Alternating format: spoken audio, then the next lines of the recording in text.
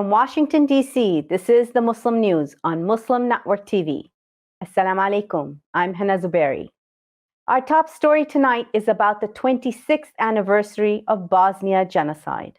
On July 11, 1995, Serbian extremists murdered more than 8,000 Bosnian Muslim boys and men in the town of Srebrenica in eastern Bosnia. Known as the Srebrenica Massacre, it was declared a genocide by the International Court of Justice in 2006. Bodies of the victims were originally dumped into multiple mass graves. Most of these were then moved to secret sites in an effort to hide the atrocity. Because of this, families were not able to bury the remains of their loved ones until they were found years later.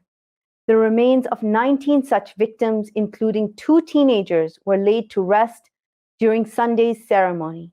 Muslim Network TV today will be hosting a conversation with Professor Boyle, who was an attorney at law with the Bosnian government. Muslim women in India were traumatized after finding their names and photographs up for auction on a mobile app. Suspected Indian Hindutva extremists have launched the app, which mostly targets Muslim women leaders. Their photos and contact information have been shared online. This follows a series of other attacks by Hindutva extremists on Kashmiri and Pakistani women.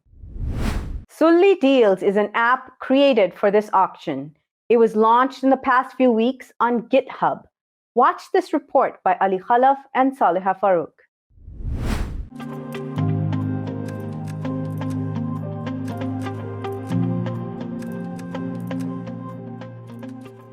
Indian extremists are auctioning off Muslim women.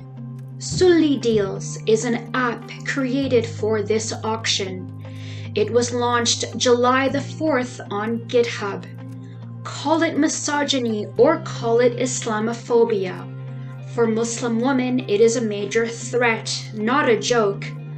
Putting up women's photos, names, and contact information is very dangerous, especially in Delhi, referred to as the rape capital of the world. But Muslim women are the ones who really bother Hindutva leaders. Muslim women led the strongest and longest resistance to anti-Muslim citizenship laws. They were the champions of the Shaheen Bagh protest. These laws were designed to make Indian Muslims into non-citizens. This is just the way the Burmese genocide of Rohingyas began. They sat protesting peacefully. Hindutva men could not tolerate women speaking up, much less Muslim women.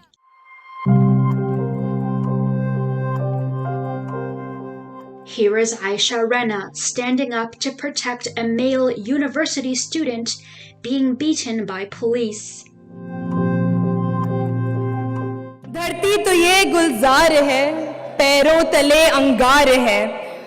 Here is Iqra Khan, who became the poetress of the protest. Here is Nabia Khan, who was put on auction in this Hindutva app. Every emotion I express on social media is met with threats of sexual violence, abuses.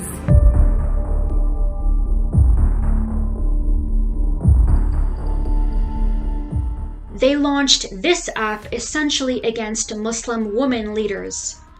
It puts up Muslim women leaders for auction. Hena Khan is a pilot. She found herself being auctioned there. She counted 83 other Muslim women's photos on the app before giving up. They chose activists, journalists, artists, and researchers.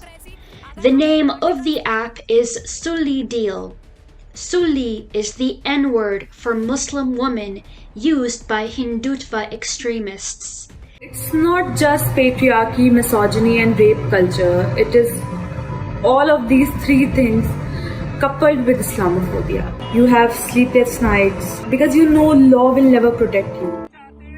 Nabia Khan is right, and Kapil Mishra is the proof. CCP साहब हमारे सामने खड़े हैं। मैं आप सबके behalf पे ये बात कह रहा हूँ, ट्रंप के जाने तक तो हम शांति से जा रहे हैं, लेकिन उसके बाद हम आपकी भी नहीं सुनेंगे अगर रास्ते खाली नहीं हुए तो। ठीक है। While President Trump was having tea with Modi in Delhi, Mishra started the riot. Seeing him standing next to a police chief on February 23, 2020, he threatened to attack peaceful Muslim women protesters. Mishra said he is making the police chief his witness. He then carried out this threat by unleashing a Hindutva mob at Muslims.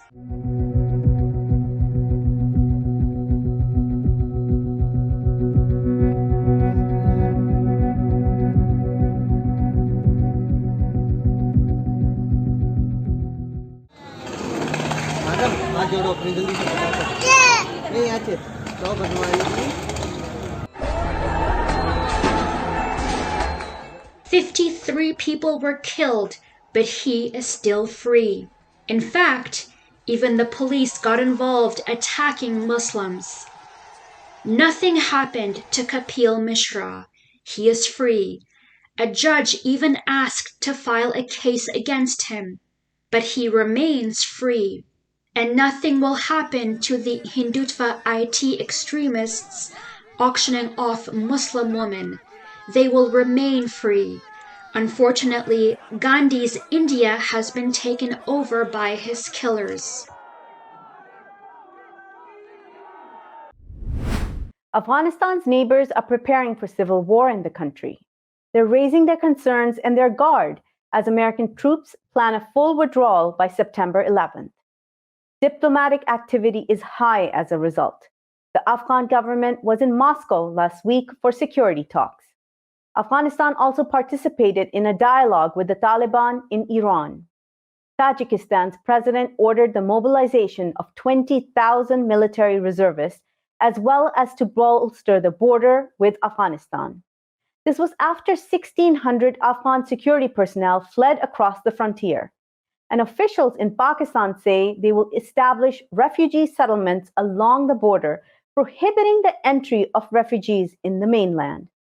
Pakistan still hosts nearly 3 million Afghan refugees who began fleeing their country after its invasion by the former Soviet Union in 1979. In a strategic move, the Taliban now control the border with China, Tajikistan, and Turkmenistan. They're now trying to control the main artery for trade with Iran. Mosques are being attacked at an alarming rate in Europe. 3 were attacked recently in France, the Netherlands, and Spain. The Grand Mosque of Paris alone suffered 4 attacks this year. This is the first mosque of France. It was originally funded by the French state, which now fails to protect it. Abdullah Zekri is the head of the National Observatory of Islamophobia in France. He said there has been a 53% jump in anti-Islamic attacks in France. There were 253 incidents of anti-Muslim hate already this year compared to 154 in 2020. Similar incidents have occurred in the Netherlands, where one mosque was attacked multiple times.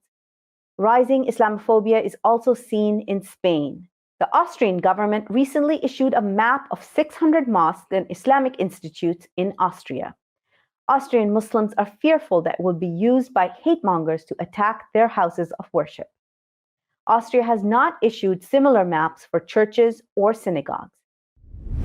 In national news today, more than 300,000 acres of land are burning across 6 states in the western United States. This comes as the region battles another brutal heat wave that shattered records and strained power grids over the last few weeks. The largest fire is called Bootleg Fire. It burned across over 140,000 acres in Oregon and was 0% contained. In related news, 2 Arizona firefighters died after a plane responding to a wildfire in the state crashed on Saturday. A consulting firm that represented major corporations throughout the Trump years now has a great influence on the White House. Over 15 former consultants from West Exec Advisors are working in key posts in the United States government. These include the Director of National Intelligence and the Secretary of State. The posts have a direct influence on government policy as West Exec's clients have controversial interests in tech and defense. These intersect with the policies that their former consultants are now in a position to establish and implement. In science news, British billionaire Richard Branson flew into space Sunday aboard a Virgin Galactic vessel. He described it as the experience of a lifetime. Branson said he hopes it will usher in an era of lucrative space tourism. Jeff Bezos, who owns the space company Blue Origin, is set to launch on July 20th. Branson had 3 fellow passengers and 2 pilots who breached the US-recognized boundary of space. They reached an altitude of 53.5 miles and experienced weightlessness for a few minutes aboard the VSS Unity. The space plane then glided down to the ground about an hour after it had taken off. It was launched from the belly of a massive carrier plane. Coming up next after the break is our in-depth analysis segment, so stay tuned and we'll be right back after these messages.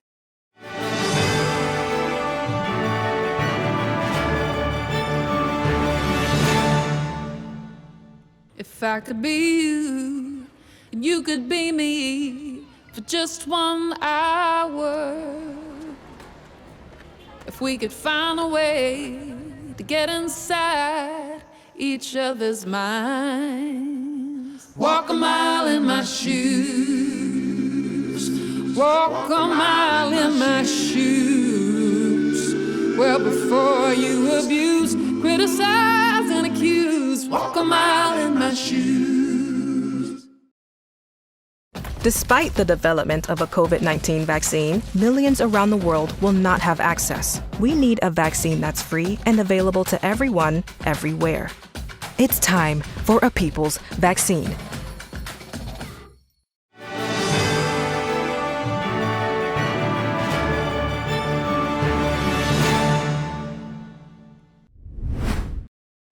At least 83 Muslim women across India, journalists, a pilot, teachers, woke up to an app auctioning them off.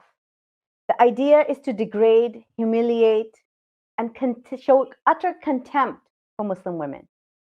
Activists say it is much more than filthy men, quote unquote. They say it roots from the very anti-Muslim ideology that advocates lynching and pogroms and should be seen in that light. Today we have with us Naila Khwaja, who's a freelance journalist based in New Delhi, India. She's a fellow at the Youth Parliament Foundation. She's also studying for a master's in development communication at Jamia Millia Islamia. Thank you, Naila, for joining us today from Delhi.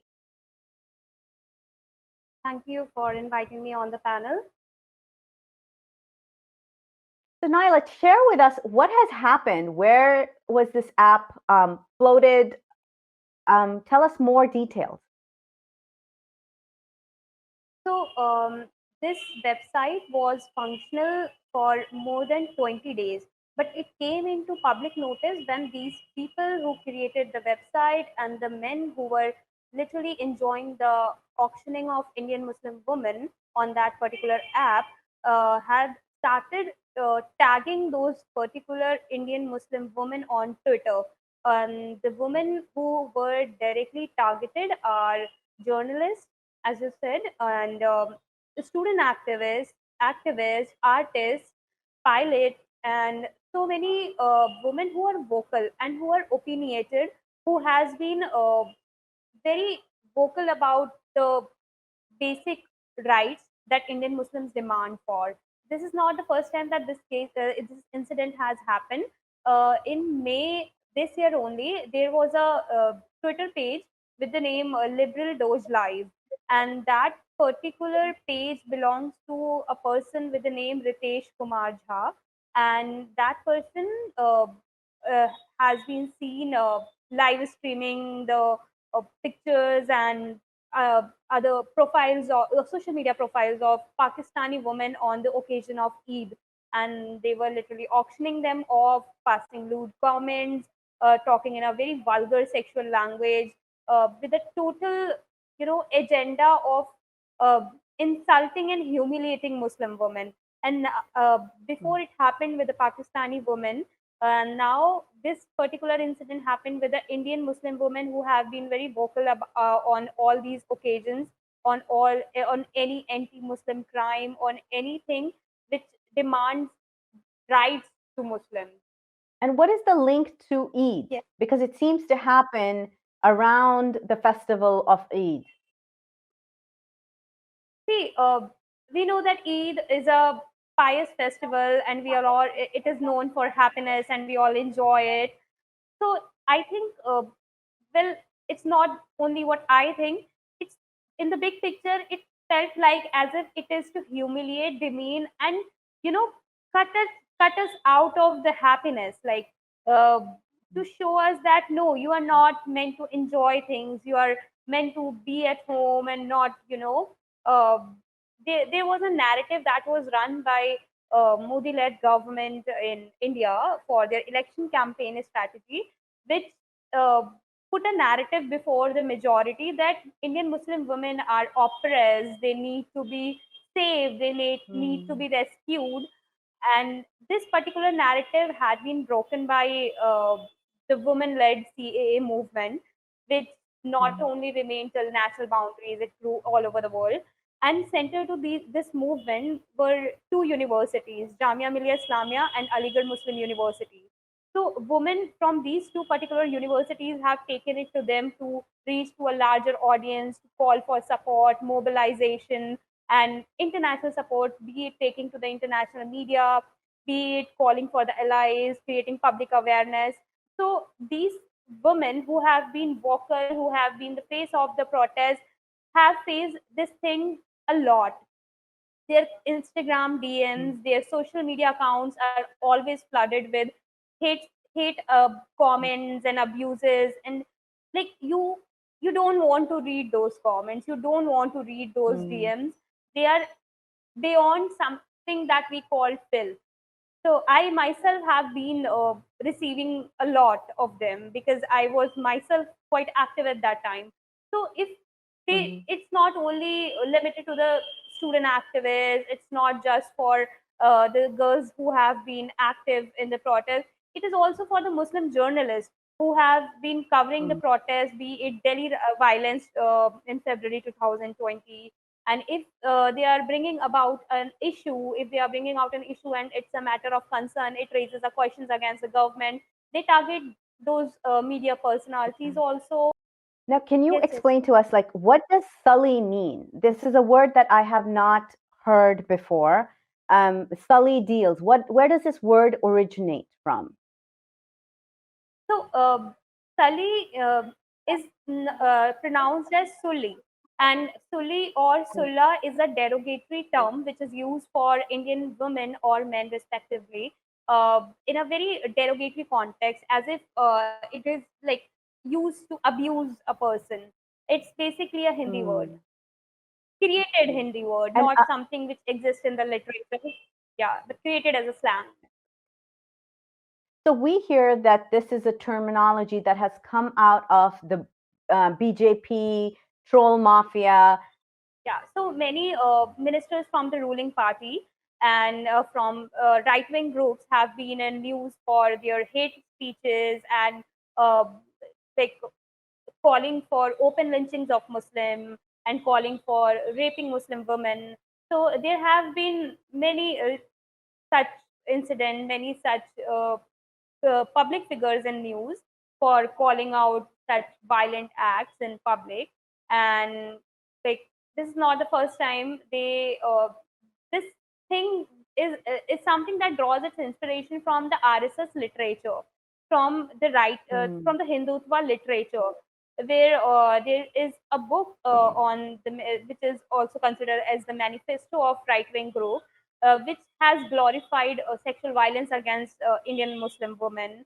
and Mm. open lynchings of Muslim men, which has glorified riots and pogroms against Muslim, mass killings, and that could be seen in Gujarat violence 2002, where a mass scale of lynchings and killings had happened, and there was a report of Human Rights Watch which made it very clear that the kind of sexual violence against women was beyond, you know, that was horrific. One cannot define it. It was that horrific.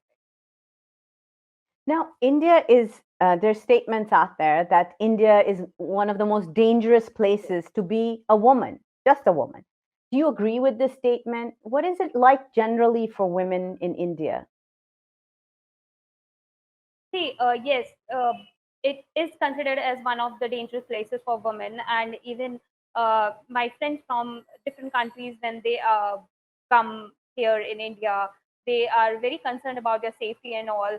But yeah, for women, yes, it is dangerous, but for Muslim women, we face a twofold harassment of day in and day out. It's like first for our gender, then for our religious identity.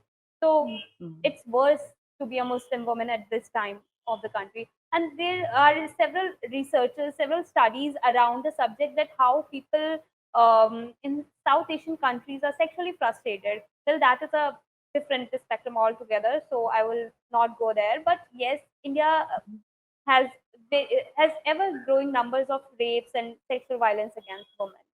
I wanted to ask, what has the impact been on these women's lives? And what has the reaction been like from the public and especially the Muslim community? Because it gets harder as a Okay, Muslim so woman. We know culturally when we're targeted.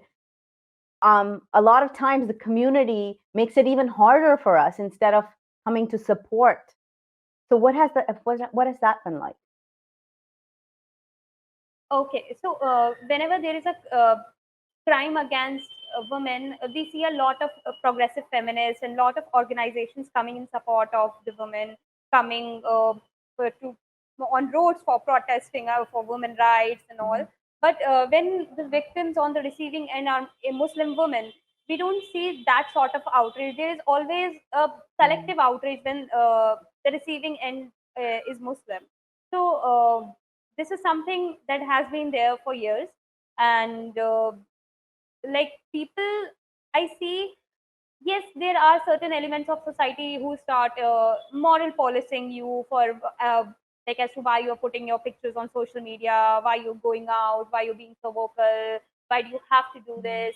So like that particular thing, I don't think that is justified, and I don't think that should is something which we should even think about, because if a Mhm. woman is going out on road, no matter what kind of clothes if they're wearing, no matter whatever she's doing, however she's posting her social media account, but nobody has the right to auction her off online. Nobody has a right to pass lewd comments on her. Nobody has a right to sexually humiliate her. This is what Mhm. they should talk about rather than moral policing us. So this sort of moral policing you see within the community and outside the community both. And what effects has it had on the victims? Have cases been filed? What actions have been taken? Yes, so I wrote an article on this, and for that article, I interviewed Hasiba Amin. She's a friend from and she's a national convener of social media from the opposition party. So when this Liberal Doors Live incident happened during Eid, she had filed a complaint, an official complaint, and her complaint was randomly closed, and the officer that was assigned to her had literally no idea about how social media works, how Twitter works, how Instagram works. So this is the kind of system that is that works to put them into account. And for this particular incident, yes, since these women have taken it out on social media and they're not stopping about it, they have, like, they are continuously talking about it. They're not letting this thing die in social media. They're not letting this thing turn off. So this is why, yes, after so many days, when this incident happened on July 4, and now that it's July 12, when we see, yes, people are slowly and gradually trying to understand, yes, that something has happened, and now that they are talking so much about it, now that they are so outrageous about it, so it has now, strike their psychological process that yes, this is something to talk about. So yes, those girls have filed complaint, those girls have, made official complaints, but we are still hoping, because if somebody has, those people who have been behind this, they are using random Twitter accounts to tag those girls and comment on their tweets about, "See, we will do this again, we were behind this, and this has not this will not stop here, we'll come back again as stronger. You cannot trace us, we used a VPN for it, we used a paid VPN for it."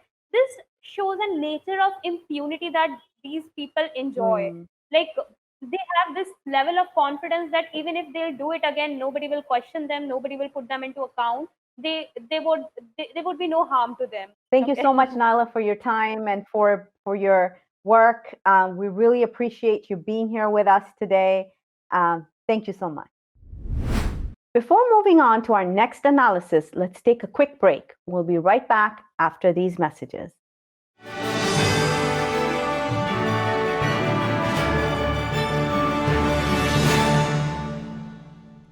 Our fellow Americans. Right now, the COVID-19 vaccines are available to millions of Americans. And soon, they will be available to everyone. The science is clear. These vaccines will protect you and those you love from this dangerous and deadly disease. They could save your life. So we urge you to get vaccinated when it's available to you. That's the first step to ending the pandemic and moving our country forward. It's up to you.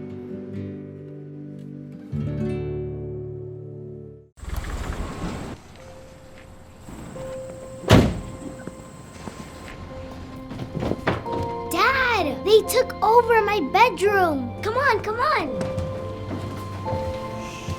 Okay, Dad. 1, 2, 3.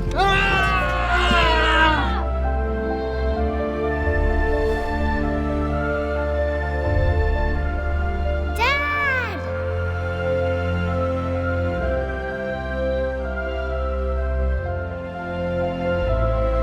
You saved me. Dad? Are you okay? I'm fine, dear.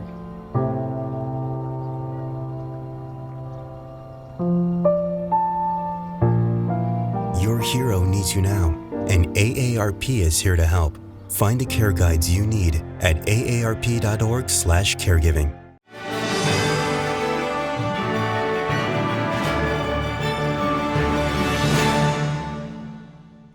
Welcome back. In the beginning of our show today, we shared the news of the Bosnian genocide's 26th anniversary.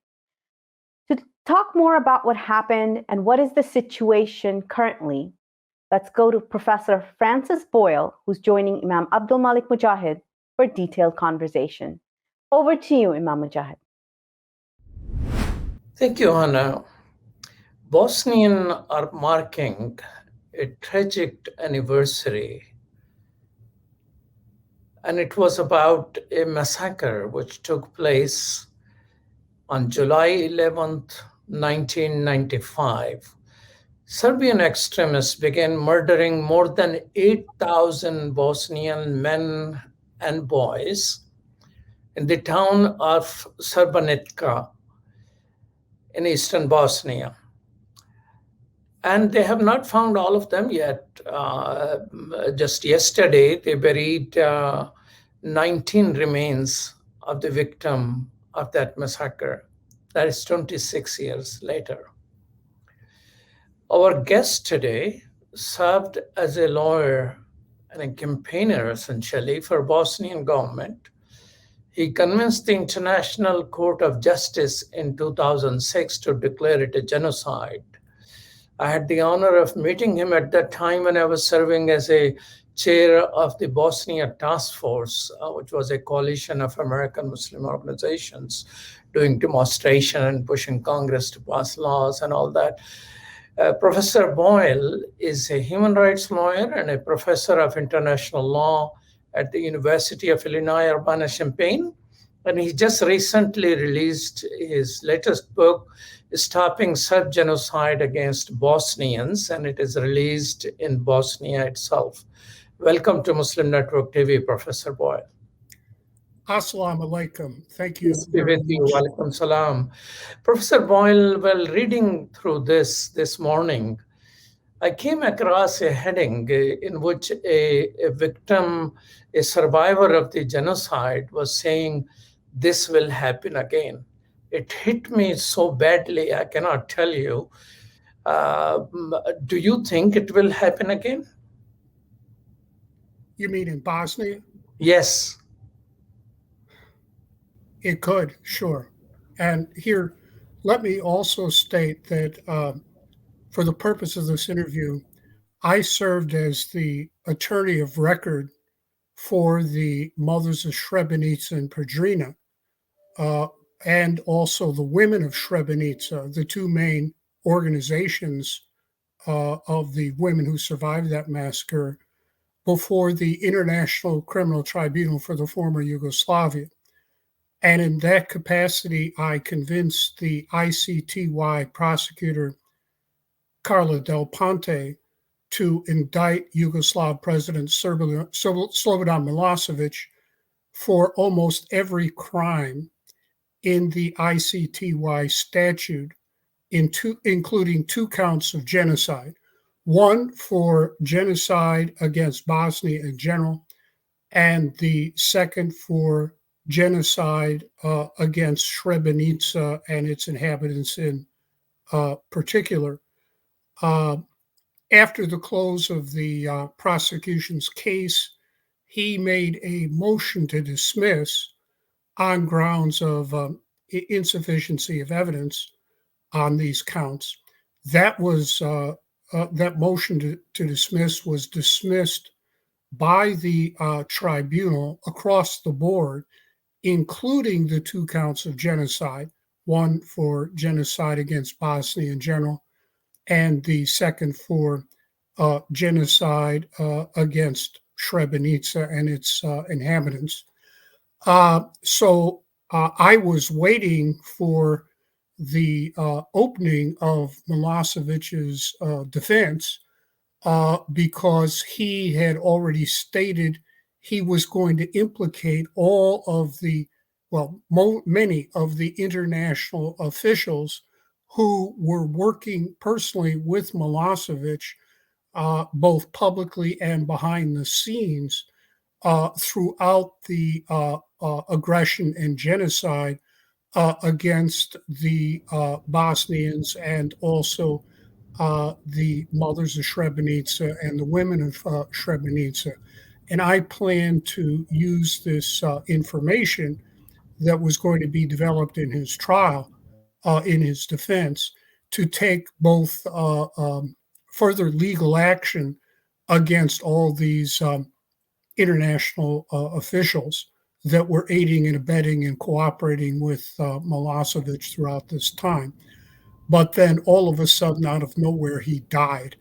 I take it he was terminated for that reason to prevent him from, further implicating these international officials. As for your specific comment, yes, Clinton and Holbrooke deliberately sacrificed Srebrenica and its inhabitants to Mladic and Milosevic and Serbia in order to produce the genocidal carve-up map at Dayton that gave half the country, half of Bosnia and Herzegovina, to the genocidal maniacs that inflicted the genocide in the first place, exterminating 200,000 Bosnians, raping 40,000 Bosnian women, overrunning 3/4 of Bosnia. All of those people, those war criminals, those genociders, are still in power and control in Republika Srpska today as we speak. When I attended the 10th anniversary of the Srebrenica massacre with my clients, the mothers of Srebrenica and Podrina, we had a march for a mile from the downtown Srebrenica to the memorial service and center there at Potocari. And I was marching at the head of all these women. There were, I don't know, 40 of them or so. They had all lost 25 relatives on each side of their families. And at the head of the march, I was there with the presidents of the mothers of Srebrenica and Podrina. And one of their daughters did the translation for me. And as we were walking down the road, the president turned to me and her daughter translated and looked at the troops surrounding us and said, "These are the men who carried out the massacre and the genocide." Now, imagine that. And the whole international community knew this full well, that we were marching in the valley of death here for 1 mile, surrounded by genociders who were still in power, and everyone there knew it. It would be like the Jews marching a commemoration from the town of Dachau to the concentration camp at Dachau, both of which I have visited, and to commemorate what was done to them at Dachau. And the security would be provided on both sides by the SS. So of course, this could happen again. And the whole world knew what was going on there, and they still know it today. So sad to hear that. Despite all the efforts and struggle, what can be done to prevent that from happening again?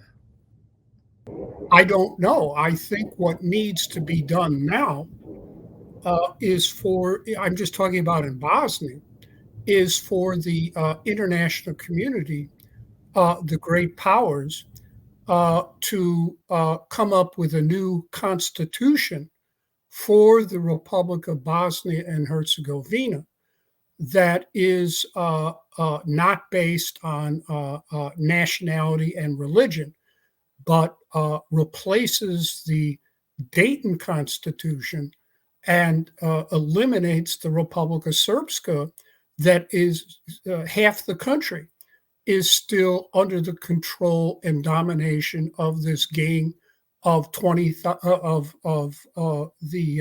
genocidal maniacs that I had to fight against in the World Court. There was an official Bosnian government investigation of the massacre at Srebrenica, and it was determined that 19,000 Bosnian Serbs were involved in that massacre personally. Most of them haven't been prosecuted. They're still there. They're still running around. You can go over to Bosnia today and run into war criminals.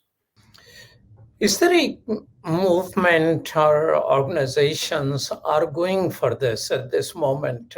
Because it's surprising is that why America did not choose for Bosnia, but it chose for America, that everybody is in it, is equal citizen. Of course, after all the amendments, and decided to divide that way. But is there a movement? Is there a conversation? Is this idea of all people living together in one society, which essentially Elijah Izzat Begovic, may God be pleased with him, promoted the idea. So is there a possibility? Is there a movement on that? Well, I did try to start a campaign to eliminate Republika Srpska. And we did make efforts toward that. We were going to start in Srebrenica, but regretfully, it was sabotaged by all the politicians. They all have a stake and make a lot of money off of the Dayton situation. So what can I say? I have tried, but While so while far I have not made progress. No. while you were preparing for this case in the international courts, you must have gone through a lot of documents from the Serb side also. What is their logic? I mean, vicious, evil logic of killing men and boys and leaving the women and girls out. I mean, this is something which historically Pharaoh has done. People do it to themselves, but but they eliminate girls and allow boys to live. But like in India, there are more boys than girls because girls are, as soon as they find out through CT scan, they abort them. But those are different things. But this thing, what they have done, eliminating boys and killing men, what logic do they have there? Well, first of all, let me talk about their logic, if you call it, for what they did to Bosnia. And yes, I've read through the Serb documents on this, translated into English, which I did file with the International Court of Justice. And it was the same rationale that motivated Hitler and the Nazis in Eastern Europe against the Slavic people and Jewish people, Polish people, whatever, Ukrainians. And that is Lebensraum, breathing space. And that's what Milosevic and his gang, and the president of Serbia, Vukic, was one of them, one of Miloš's right-hand man. He's still in power. That gang is still in power in Belgrade. Belgrade, they need to be denazified over there. But in any event, it was the same philosophy that motivated Hitler. Lebensraum, breathing space, more land, and ethnic cleansing and extermination of the people living on the land that they claim. And right now, as a matter of fact, thanks to Clinton and Richard Holbrooke, Serbia and Vukic, Milosevic's right-hand man, now has a greater Serbia, just like Hitler wanted a greater Reich. They have a greater Serbia.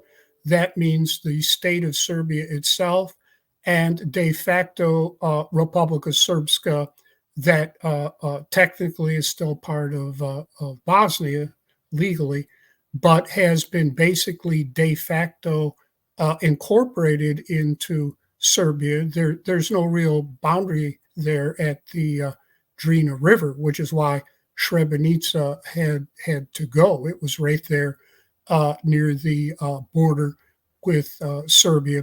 And Milosevic wanted a compact area of land there on the other side of the Drina, and Žepa and Srebrenica stood in the way. So Clinton and Holbrooke sacrificed them, and we ended up with the massacre. Now, as for Srebrenica in particular, well, yes, if you kill all the men, you can't have babies with the women. It's that simple. That's outright genocide. But I did go to Vogosha. I've been there more than once. But the first time I went there, I went to the city hall in a big auditorium. And I sat there, and the audience was full of women. There were no men there, none except for my male translator. We were the only two men there in that town hall. They were all women, girls, or there were some young boys who had not been massacred at that point. They were still quite young. And it really impresses you on the fact of this genocide. There's just women and no men.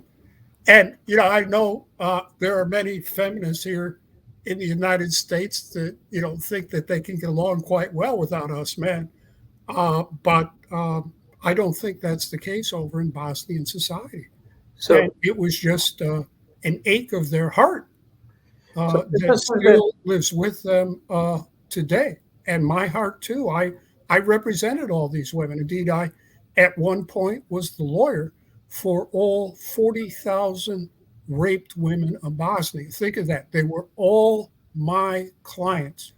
And I asked the World Court to protect them twice, and I got the World Court to protect them twice.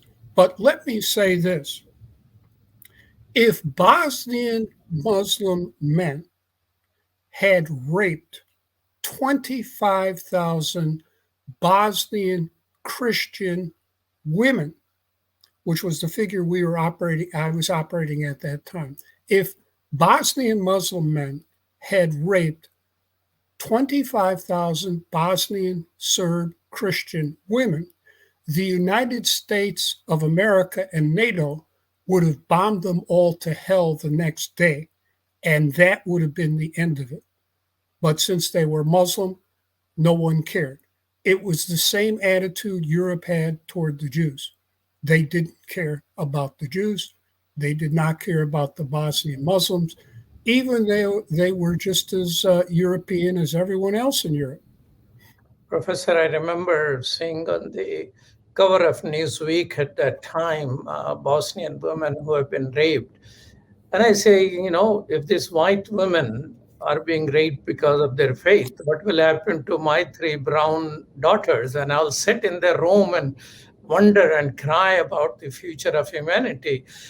Yesterday, they buried 19 other bodies. Why it took so long, 26 years, to find bodies to be buried?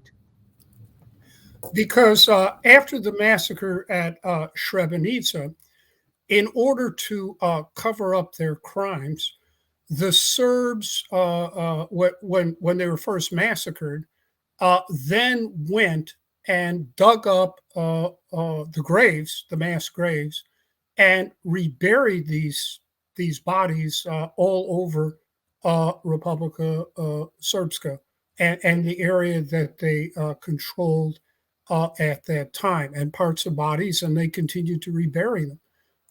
So that is why it has taken so long and will continue to take so long. We haven't seen the end of this. Indeed, the high estimate that I have from an official source is that maybe 10,000 were exterminated at Srebrenica. We don't know. And then the circumstances, as I said, it's not a very safe thing. Certainly, I can't go into Republika Srpska for certain types of people to go into Republika Srpska these days and do this type of work. You have to have security. Professor, on the Serb side, are there some intellectuals, some clergy who have regret and remorse on what happened? In Belgrade, there is the very courageous Sonia Bezerko, who spoke out at risk to her own life while the massacre and genocide was going on. And she still speaks out today, I would say, at risk to her own life, because there are so many diehard Nazi nationalists still over there in Belgrade. But I commend Sonia Bezerko. She's a real human rights champion. She's the only one I know personally who has stood up for all these years for all the human rights atrocities that have been inflicted upon the Bosnians.